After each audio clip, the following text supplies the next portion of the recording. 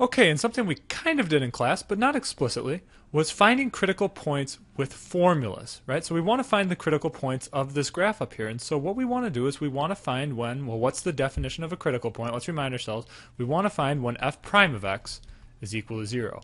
So we're going to need to start by finding f prime of x up there, right? And so this is a derivative, use some power rules, right? And so we get 28x minus 12. And that's the derivative, and I want it to be equal to 0.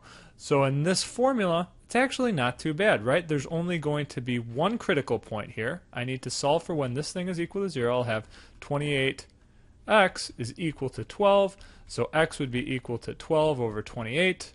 Or possibly, if you simplify it a little bit more, x would be equal to 6 over 14, which is 3 over 7. And sometimes this will be a little bit more complicated to solve, and we will have some more complicated examples at the end, but this is the big idea. We want to find when f prime of x is equal to 0. On the graph, that looks like a flat tangent line, and the formula, the way you do it is you find the derivative, and you just find when that thing's equal to 0. You have to solve for x.